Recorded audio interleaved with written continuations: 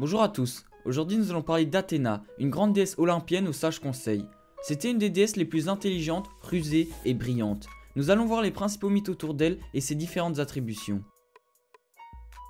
Athéna jouait un rôle important dans la mythologie grecque. Déesse de la sagesse, de la stratégie militaire, des artisans, des artistes et des maîtres d'école, elle était également appelée Pallas Athéna ou Minerve chez les Romains.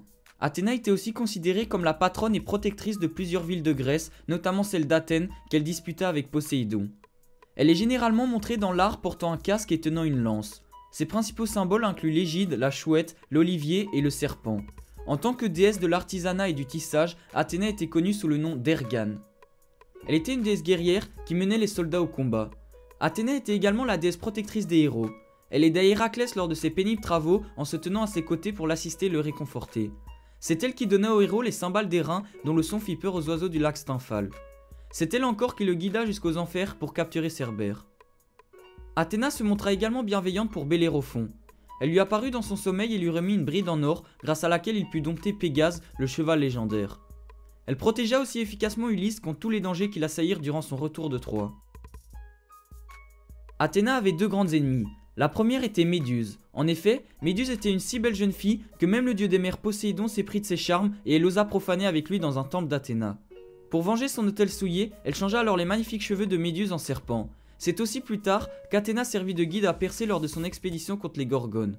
Comme le héros n'osait regarder la face terrifiante de la Méduse, elle lui prêta son bouclier et s'en servit comme un miroir pour ensuite pouvoir lui trancher la tête.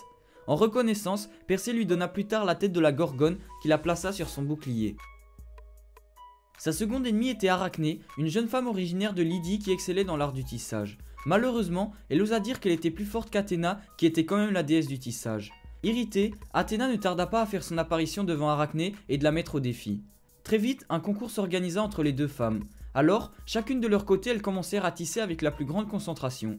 Cependant, Athéna fut surprise en trouvant la tapisserie de la Lydienne plus belle que toutes celles qu'elle avait faites. Pleine de colère, Athéna prit la tapisserie et de toutes ses forces, elle la déchira en 1000 morceaux. Triste, Arachné s'enfuit dans la forêt et elle se pendit avec sa ceinture. Mais Athéna qui l'avait suivie, la ramassa mourante et lui lança un sortilège qui la transforma en araignée.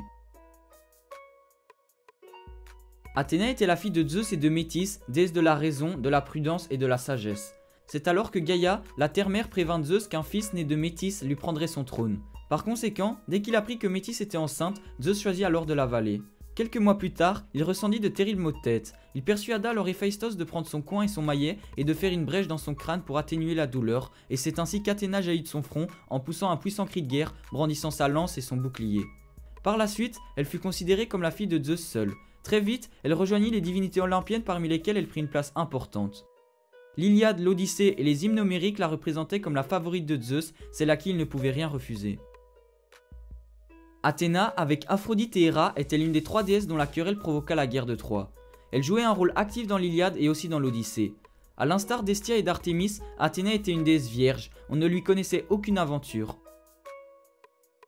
Le culte d'Athéna était célébré partout en Grèce et dans les colonies. Il était particulièrement développé en Thessalie, à Corinthe, en Argolide, en Arcadie, en Laconie et en Béotie. Mais c'est en Attique qu'Athéna était le plus vénérée.